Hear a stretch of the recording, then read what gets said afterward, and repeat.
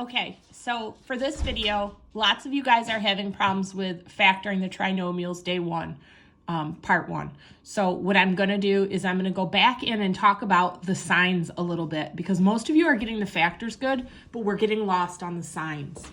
So what I would tell you to do, and this is what you should be thinking. So we're gonna put it in Miss Roser's famous think bubbles.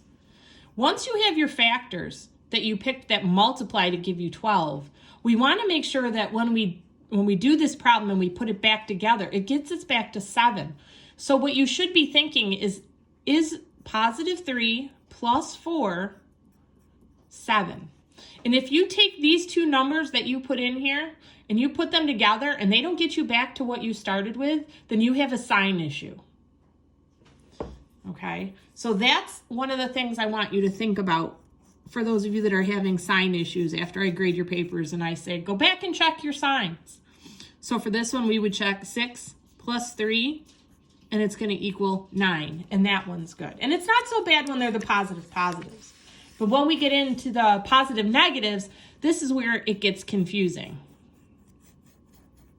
And I've actually seen some of you are actually doing this on the sides of your paper as something extra, and that's great too.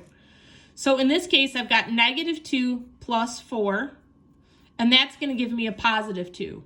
If you had your signs backwards, you would have this.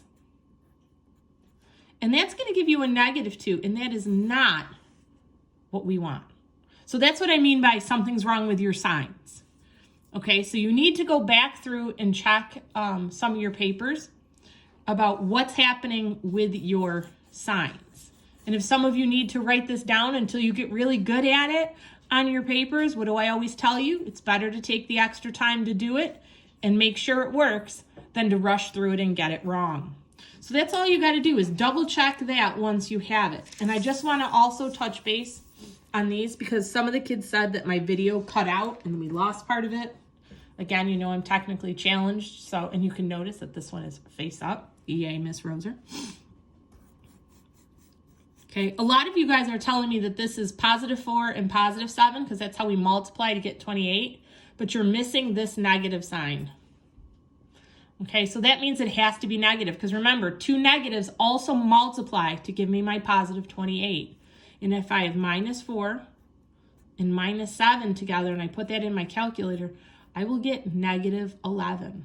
So take the time to do the little circles and see if that helps. It's definitely faster than some of you trying to redo the area model because maybe you weren't real strong with that.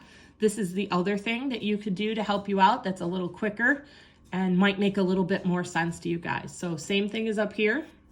We would have done the area model to see if it worked, but we're just going to say negative 3 and negative 6. And what does it give me? Negative 9, so I know those are my factors. Again, if you need anything, please don't hesitate to reach out. Some of you are doing a great job. You're trying to do test corrections. You're showing all your work. If I'm telling you that your factors are wrong, maybe you're missing somebody.